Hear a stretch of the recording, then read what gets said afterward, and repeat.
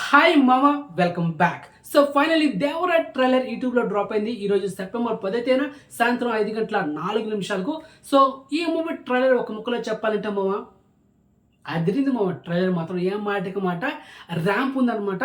కానీ ఈ వీడియో థంబ్నెయిల్లో మీకు ఒక వర్డ్ అయితే మెన్షన్ చేశా, డిసప్పాయింట్. సో అది ఎందుకు మెన్షన్ చేశాను అనేది ఈ వీడియో మధ్యలో మీకు రివీల్ చేస్తాను.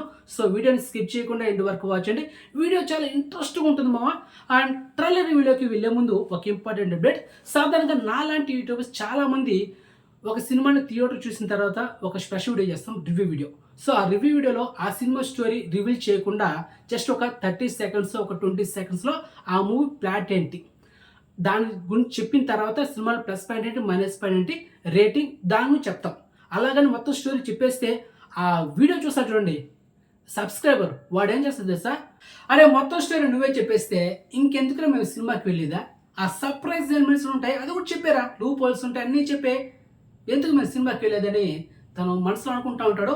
పొరపాటు అతను నీ రివ్యూ వీడియో చూసిన తర్వాత థియేటర్ వెళ్ళి కూర్చొని తన మైండ్లో ఒకటే ఉంటుంది, అరే రివ్యూ వీడియోలో అతను చెప్పాడే ఆ సీన్ ఇప్పుడు వస్తే ఒకవేళ యాక్సెస్ అదే జరిగిందనుకో, అంటే మిగతా సేమ్ అంటే అవి కూడా జరుగుతాయని ఆ క్యూరియాసిటీ అనేది రాను తగ్గిపోతుంది. సో దానివల్ల తను ఏదైతే ఫీల్ అవుతాడో ఒక ఫ్రెష్ మైండ్తో వెళ్ళాలనుకుంటాడో అది మొత్తం డిసప్పాయింట్ అయ్యి సినిమాకి నెగిటివ్ స్ప్రెడ్ అయ్యే ఛాన్స్ చాలా ఉందన్నమాట ఒక సినిమాకి. సో అదైతే మీకు ప్రతి ఒక్క యూట్యూబ్ చెప్పేది ఒకటే, మీరు మూవీ రివ్యూ చేసిన, ట్రైలర్ రివ్యూ చేసిన, టీజర్ రివ్యూ చేసిన స్టోరీ అనేది 1% రివీల్ చేయకండి. ఆ ట్రైలర్ కానీ, ఆ మూవీలో కానీ, ఆ టీజర్లో కానీ ప్లస్ పాయింట్ ఏంటి, మైనస్ పాయింట్ ఏంటి దాని గురించి చెప్పండి. ఫర్ ఎగ్జాంపుల్ మీది ఒక ఉదాహరణ అనమాట. ట్రైలర్లో స్టార్టింగ్లో ఒక డైలాగ్ అయితే నాకు విపరీతంగా నచ్చింది మామ. ఆ డైలాగ్ ఏంటంటే, మనిషికి బ్రతికేంత ధైర్యం చాలు, చంపేంత ధైర్యం కాదు. కాదు కూడదని మీరు ఆ ధైర్యాన్ని కూడగడితే ఆ ధైర్యాన్ని చంపే భయానత. బాబా ఏముంది మా డైలాగు, కొరటాల రైటింగు. ఆ డైలాగ్ జూనియర్ దగ్గర చెప్పగానే థియేటర్లో కేక విజయస్ వేరే లెవెల్ ఉండిపోతుంది.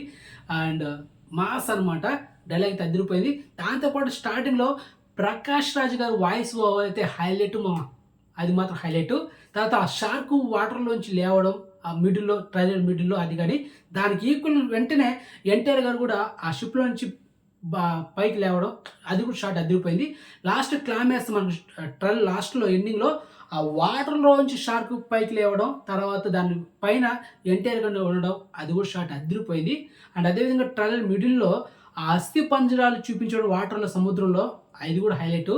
ఆ అస్థి పంజరాలు చూసి క్యారెక్టర్ ఆర్టిస్టు అజయ్ దాన్ని చూసి భయపడ్డా, లేకపోతే వాటర్లో ఎన్టీఆర్ గారు చూసి భయపడ్డాడు అనేది మన సినిమాలో చూడాలి మామ. ఆ ఇల్లు ఎట్టు ఉండబోతున్నాయి, ఆ వాటర్ సీన్స్ అంటే సముద్రంలో ఏ సీన్స్ జరగబోతున్నాయి అంటే ఆ ఫైట్ సీన్స్ కానీ, ఆ దొంగతనం సీన్స్ కానీ, మనం చూసిన పెద్ద పెద్ద కంటైనర్స్ ఉన్నాయి కదా అక్కడ ఫైట్స్ కానీ, అండ్ సముద్రంలో ఉండే ఎపిసోడ్స్ మొత్తం హైలైట్గా ఉంటాయి, దాంట్లో డౌట్ లేదు. ఆ విజువల్స్ అండ్ సినిమాటోగ్రఫీ కూడా అదిరిపోయింది మామ. సినిమాటోగ్రఫీ కూడా చాలా రిచ్గా ఉంది, ప్రొడక్షన్స్ వాల్యూ కూడా అదిరిపోయాయి, దాంట్లో డౌట్ లేదు.